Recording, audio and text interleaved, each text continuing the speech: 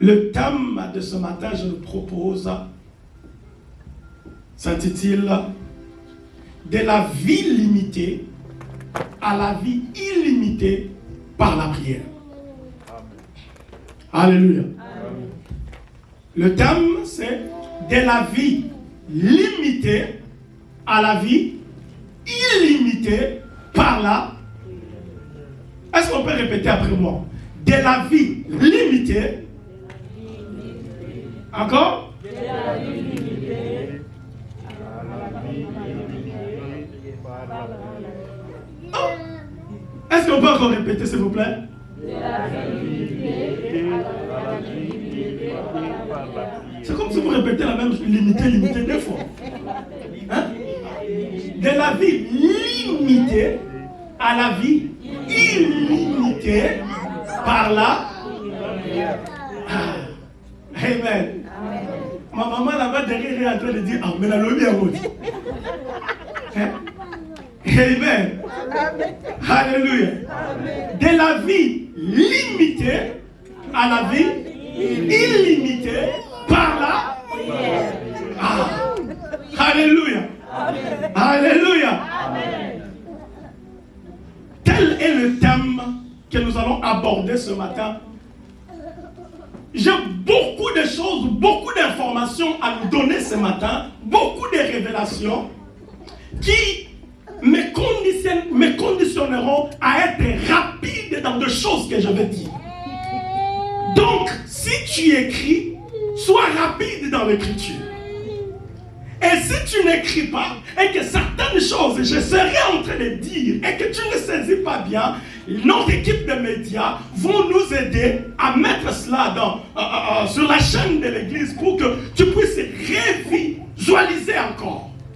Et encore et encore, parce qu'il y a des choses ou des révélations que je vais nous donner ce matin, ça pourrait être compliqué pour certaines personnes ce matin. Et certaines choses que je vais dire ce matin, si tu ne l'as jamais écouté, ou si ça ne marche pas vraiment avec ta foi, donne-toi toi-même du temps.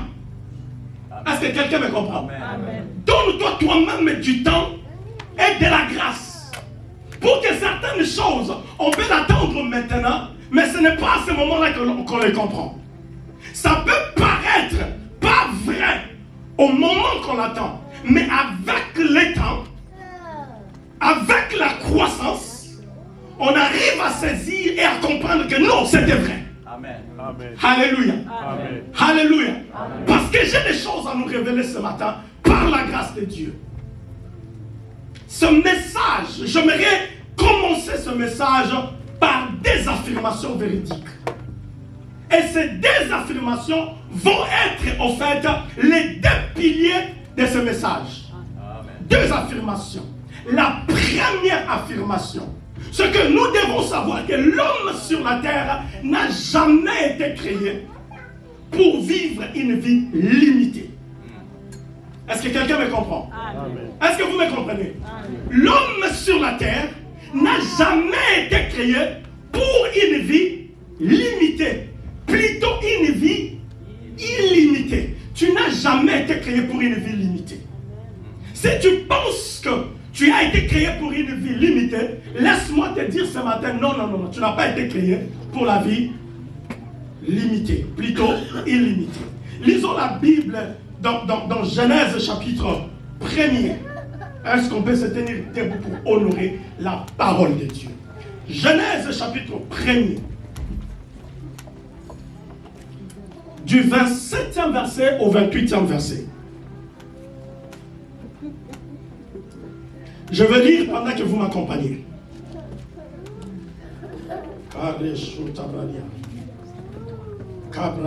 Saint-Esprit, aide-nous. Genèse 1er, 27e verset au 28e verset. La Bible dit ceci. Dieu créa l'homme à son image. Il les créa à l'image de Dieu. Il créa l'homme et la femme. 28. Dieu les bénit et Dieu leur dit. Soyez féconds, multipliez, remplissez la terre, l'assujettissez et dominez sur le poisson de la mer, sur les oiseaux du ciel et sur tout animal qui se meut sur la terre. Alléluia. Parole du Seigneur, on acclame si on peut et on se rassoit. On acclame et on se rassoit. Alléluia. Amen. Est-ce qu'on est prêt? Est-ce qu'on est prêt? Amen. Dans la lecture que nous venons de faire, il y a 5 mots qui nous prouvent que l'homme n'a pas été créé pour une vie limitée. Premier mot, c'est quoi? C'est la fécondité. Dieu dit, soyez féconds. Lorsqu'il crée l'homme et il libère la parole, la Bible dit, il est béni et Dieu dit, soyez féconds. En d'autres termes, soyez productifs. Soyez féconds. Première des choses, multiplier, ça dit la multiplication. Troisième, l'abondance ou encore le remplissage, parce qu'il dit, remplissez la terre. Remplissez la terre. Et puis il dit, l'assujettissez. Ça dit l'assujettissement, quatrième mot. Et cinquième mot, c'est quoi? C'est la domination.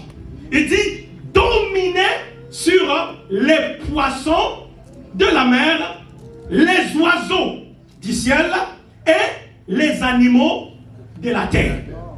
Alléluia. Amen. La question est de savoir, est-ce que Dieu parlait vraiment des oiseaux du ciel? Est-ce que Dieu parlait vraiment de poissons de la mer? Est-ce que Dieu parlait vraiment? Oh my God, oh my God. Est-ce qu'il parlait vraiment des animaux de la terre? Est-ce que quelqu'un me suit? C'est là que nous commençons les choses. Dieu dit dominer sur le poisson de la mer, dominer sur les oiseaux du ciel, dominer sur les animaux de la terre. Comment tu domines sur le poisson? Quelqu'un m'attend. Comment tu domines sur le poisson? Comment tu domines sur les oiseaux du ciel? Toi tu es sur la terre et les animaux, les oiseaux sont au ciel, dans les airs. Comment tu domines sur eux? Chacun peut donner sa théorie comme il veut. Mais pour gagner le temps, laissez-moi vous dire que Dieu, lorsqu'il parlait de poissons de la mer, ce sont en fait les esprits en charge du fonctionnement et de bénédiction de la mer. J'avais dit que ça va être compliqué. Quand Dieu disait que dominer sur les poissons de la mer, il parlait des esprits en charge du fonctionnement de la mer et de la bénédiction et de sa bénédiction. Amen. Et lorsqu'il disait les oiseaux du ciel, il parlait des esprits en charge de l'espace aérien. Amen. Et de leur bénédiction. Amen. Alléluia. Amen. Lorsque Dieu disait dominer sur le poisson, il ne faisait pas référence aux poissons. Il ne faisait pas référence aux oiseaux. Il ne faisait pas référence aux animaux. Mais il faisait référence aux esprits en charge du fonctionnement de chaque sol de la terre et de leur bénédiction. Et des bénédictions qui sont supposées produire. Amen. Je vais vous les prouver. Peut-être que vous vous posez des questions. Nous avons premier chapitre de Matthieu. Matthieu chapitre 13. Du 4e verset. Est-ce que quelqu'un peut travailler avec moi dans la lecture pour que nous puissions être rapides? Dans la lecture, Matthieu 13, nous allons lire d'abord Matthieu 13. Matthieu 13. Papa, prenez même cette Bible, aidez-moi vite. On va gagner le temps parce que je cours vraiment, parce que j'ai beaucoup de choses à nous donner ce matin. Parce que je n'y reviendrai pas avec ça encore. Donc, il faut que je donne le tout. Matthieu chapitre 13. D'abord le verset 4, et puis verset 19 au verset 20. My God. Matthieu chapitre 13. Suivez bien la lecture. 13, 4, il est écrit. Un semeur sortit pour s'aimer. Un semeur sortit pour s'aimer. Comme il s'aimait, Une partie de la sémence tombant le long du chemin. Suivez bien, ne soyez pas distrait, parce que si tu es distrait, tu vas rater beaucoup de choses ce matin. Tu vas rater beaucoup de bénédictions ce matin. Tu vas rater ou tu vas louper des révélations qui peuvent changer toute ta vie.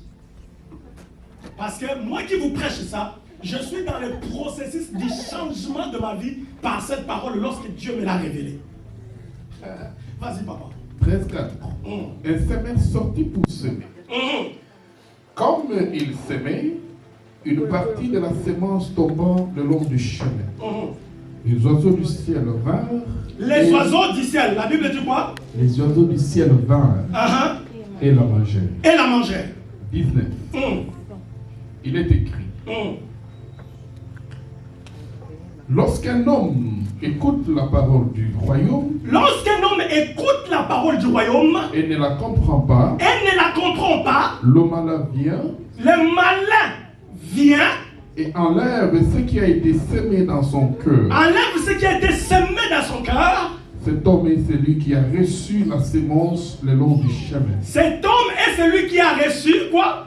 La sémence le long du chemin. Le long du chemin, la sémence qui est tombée le long du chemin. Qu'est-ce que Jésus dit? Les oiseaux. Ok? Lorsqu'il commence à interpréter sa parabole, ce n'est plus les oiseaux, mais c'est maintenant le malin. Le malin, c'est qui? C'est un esprit, le diable. Est-ce que quelqu'un comprend? Le 20. Il est écrit. Celui qui a reçu la sémence dans les endroits pieux. Non, papa, vous pouvez même vous arrêter juste dans 19. Ok, merci. 19 seulement. Parole du Seigneur. Amen. Alléluia. Il dit, dans le verset 4, la sémence est tombée le long du chemin et les oiseaux sont venus manger cela. Et lorsque Jésus commence à interpréter la parabole, Jésus dit, les oiseaux que j'ai dit là, ce n'était pas en fait les oiseaux, mais c'était le malin. C'était un esprit qui vient. Et lorsque la parole, comme je suis en train de le prêcher comme ça, lorsque la parole est semée, le malin vient, l'esprit vient et il vole la parole. Alléluia. Amen. Alléluia. Un autre exemple, dans Luc 10, 19, la Bible dit, je vous ai donné le pouvoir de marcher sur les serpents et les scorpions. Est-ce que Jésus parlait des serpents? Un serpent, c'est un animal. Un scorpion, c'est un animal. Est-ce que vous comprenez? Et c'est toute la puissance de l'ennemi. Jésus ne parlait pas en fait des animaux. Aïe, aïe, aïe, aïe, aïe, aïe. Il parlait des esprits. C'est pourquoi lorsque Dieu a dit dominer sur le poisson de la mer, il ne parlait pas des poissons, my God. Il parlait des esprits. Parce que chaque chose dans l'univers est en charge des esprits. Amen.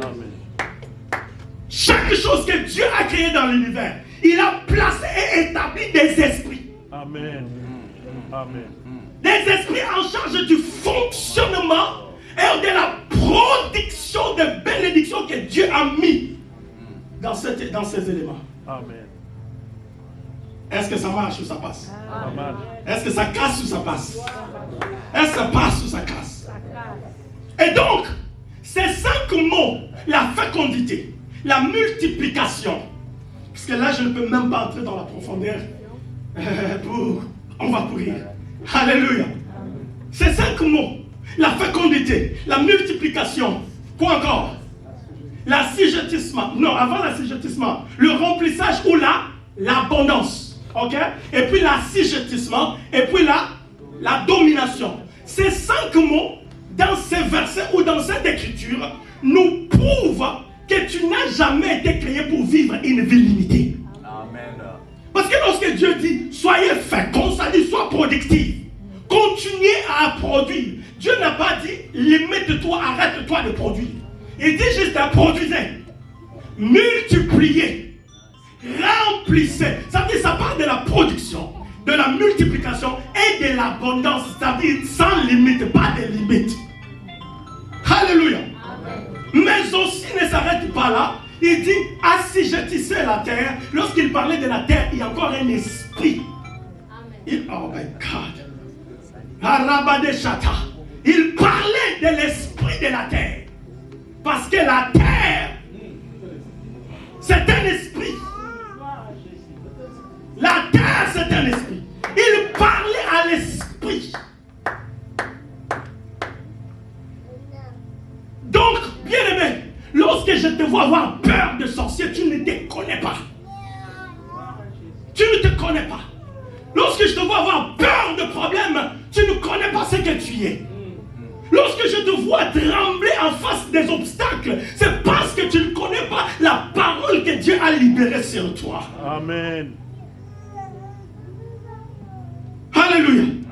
C'est pourquoi Dieu même dit dans Ésaïe 52, le verset 13, il dit, voici mon serviteur prospérera, il montera, il s'élèvera et il sera élevé bien haut, au-delà du limite. Si Dieu dit cela, c'est parce que Dieu te voit dans la vie illimitée. Il ne te voit pas dans une ville limitée. C'est toi qui se vois dans une ville limitée. Mais Dieu ne te voit pas dans une ville limitée. Il te voit au-delà de ce que tu vis maintenant. Ah, je déclare que tu montes. Ah, je déclare que tu montes. Ah, je déclare que tu vis au-delà de tes résultats. Je ne sais pas si... ton amène m'embête. Ton amène m'embête. Oh, ton amène m'embête. Je déclare que tu sois élevé. Je déclare que tu vives des résultats extraordinaires. Je déclare que ce pays te soit donné. Je déclare que les esprits de cette terre entrent en action en ta faveur. Ah, est-ce que quelqu'un m'entend? Ah, sois béni au nom de Jésus. Alléluia. Amen. Alléluia. Amen. Maintenant, en parlant de la vie limitée, c'est quoi la vie limitée? Chaque personne peut-être a sa définition de la vie limitée. Ok? La vie limitée, chaque personne a sa définition. Et ce sont des définitions que nous avons. C'est vraiment ça la vie limitée. Amen. J'aimerais juste intensifier sur ce qu'on connaît déjà de la vie limitée. Je ne viens pas pour nous donner une nouvelle définition de la vie limitée. Non, on connaît déjà la vie limitée. Tu connais ce que c'est la vie limitée. J'aimerais juste nous rappeler sur ça. J'aimerais juste intensifier sur ça. C'est quoi la vie limitée? La vie limitée, c'est une vie vide de résultats qu'on veut jouir. Les résultats que tu veux jouir, chaque personne veut jouir de certains résultats dans sa vie, n'est-ce pas? Amen. Tu veux jouir de certains résultats. Mais, lorsque tu n'arrives pas à jouir de ces résultats, c'est la vie limitée. La vie limitée, c'est quoi? La vie limitée, c'est une vie de surprises désagréables que nous vivons jour après jour.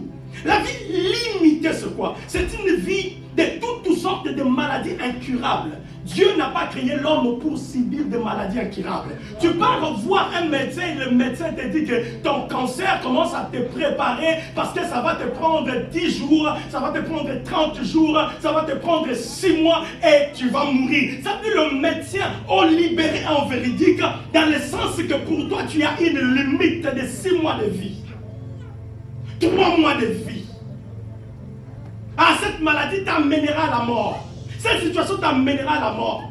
C'est ça la vie limitée. Or, Dieu ne te voit pas dans ça. Si tu es en train de traverser, tel que tu es là, une situation que tu sens que là, ça c'est vraiment une situation, une vie limitée, je déclare que Dieu te fasse sortir de là maintenant au nom de Jésus. Si tu souffres d'une maladie incurable, là où tu es, je déclare que la guérison surnaturelle t'affecte au nom puissant de Jésus. Sois guéri au nom de Jésus. Sois guéri au nom de Jésus. Vous savez, ma sœur est née du côté de mon père. Elle est maintenant morte. Mais elle était morte, selon le médecin, d'une tumeur. Un tumeur, oui, une tumeur. Hein? Je te correcte. En français, là, avec les articles, c'est compliqué. Une tumeur qui s'est développée dans son cerveau sans qu'il le sache. Chaque jour, elle vaquait à ses occupations. Elle allait dans ses business. mais sans savoir qu'il y avait une tumeur qui s'est développée dans son cerveau, sans le savoir. Et lorsqu'il y a eu des répercussions maintenant, parce que c'était déjà arrivé à un niveau chronique, et puis elle tombe, on l'amène à l'hôpital. Lorsqu'on l'amène à l'hôpital, on dit que sa situation, il faut une opération d'urgence. Sinon, elle mourra. Il faut chercher par tout le moyen la faire sortir du pays pour aller en Inde, parce que ce genre d'opération ne peut se faire qu'en Inde. Et le temps de chercher à réunir le moyen dans la famille, c'était trop tard, la personne est partie. Et là, je vous donne ce témoignage. Pourquoi? Parce que, bien aimé, tu peux être là, tu penses que tu es en bonne santé. Tu vis chaque jour normalement, mais sans savoir qu'il y a quelque chose qui va t'amener à la mort, qui se développe déjà dans ton corps sans que tu le saches. C'est pourquoi quand tu es dans de pareilles réunions et que l'homme de Dieu libère une parole, accapare-toi de ça. Amen. Alléluia. Amen. Sois dans la joie de recevoir cela, parce que tu ne sais pas quelle délivrance cette parole peut provoquer dans ta vie. Amen. Alléluia. Tu peux te dire que je ne suis pas malade, je suis correct. Mais bien aimé, ce n'est pas pour rien que Dieu met dans l'esprit de l'homme de Dieu de faire cette déclaration. C'est parce que Dieu voit la situation que tu es en train de vivre, que ça va t'amener à une tragédie. Alors il inspire son serviteur de libérer une parole, et que lorsque tu t'accapares de la parole sans savoir que tu es libéré de cette situation. Alléluia. Un certain vendredi, nous étions ici. Je pense le dernier vendredi. Lorsque le pasteur Patrick prêchait à la fin, il commence à faire des déclarations. Pendant qu'il faisait des déclarations, je sens dans mon esprit, l'esprit me dit, va bâtir un hôtel. Un hôtel. Ah, français qui t'aime. Particulier. Va bâtir un hôtel. Parce que ces derniers temps, le Seigneur a été de m'enseigner beaucoup de choses, beaucoup de clés sur la vie illimitée. Et parmi les clés, parmi la clé, ou parmi les clés de la vie illimitée, il y a aussi ce qu'on appelle l'autel. L'autel amène dans une vie illimitée. Ce n'est pas le sujet du jour. Et lorsqu'il déclarait, l'esprit me met à cœur, il dit, va s'accaparer de toutes ces paroles. Même si tu ne comprends pas, accapare-toi seulement de ça. Comme en hébreu on dit, katalambano. Donc je m'accatalambano de la parole. Je m'approprie de la parole. Il déclare, je sens dans mon esprit, je prends une offrande. C'était même pas l'argent qui m'appartenait. Je dis non, c'est une opportunité. C'est une opportunité que je dois saisir. Je viens vite et l'esprit me met à cœur. Amène ta femme, profitez de cette parole. Et vous n'avez pas d'idée ce que cette parole est en train de provoquer dans ma vie. Vous n'avez pas d'idée. Lorsqu'un homme de Dieu déclare, bien-aimé, approprie-toi de la parole. Approprie-toi de la parole. Amen. La vie limitée, c'est la vie d'ignorance des mystères de Dieu pour notre bien.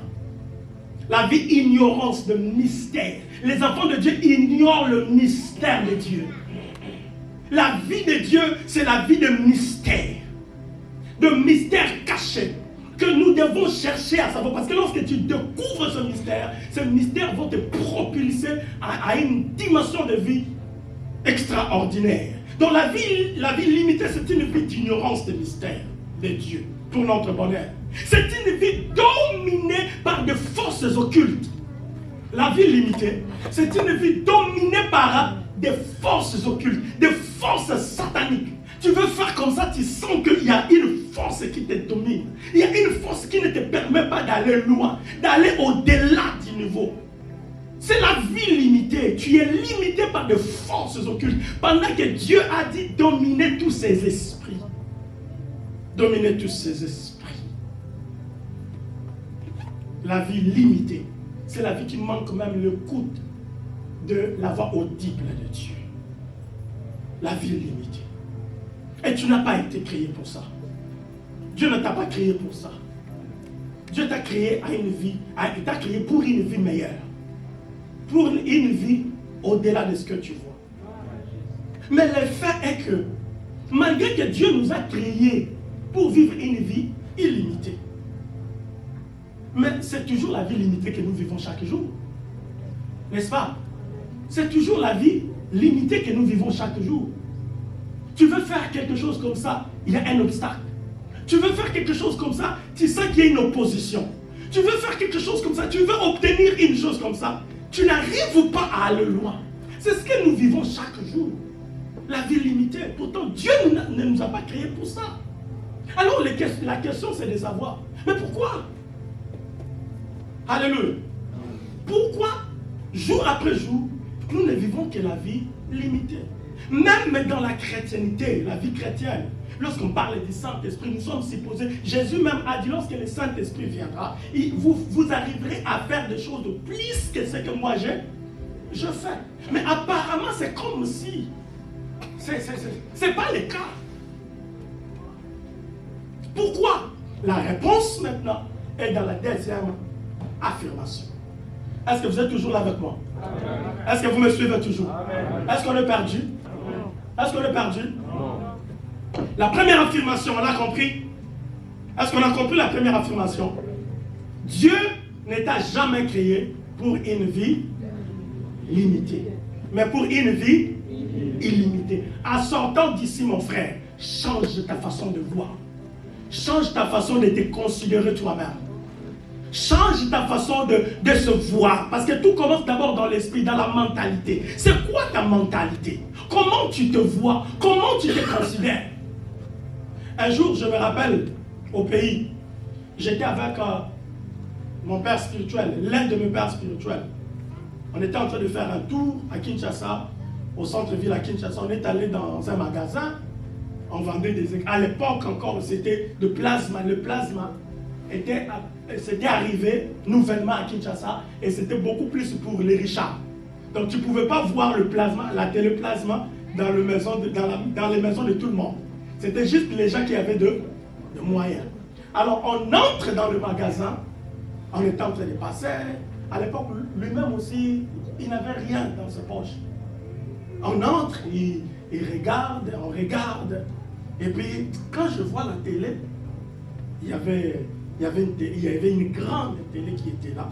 Et quand je vois ça, je dis, oh peut-être Joseph Kabila. Cette télé ici, c'est pour le Joseph Kabila. Il me regarde et dit, t'as petit mentalité, non, mon cousin. Traduction. Ta mentalité. Alléluia. Ta mentalité est trop petite.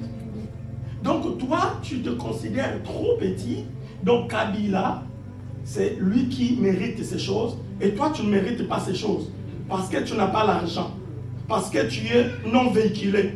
Le problème, c'est ça dans ta tête. Quand tu vois que la télé, c'est pour les Kabila, tu ne l'auras jamais. Amen. Tu l'auras jamais.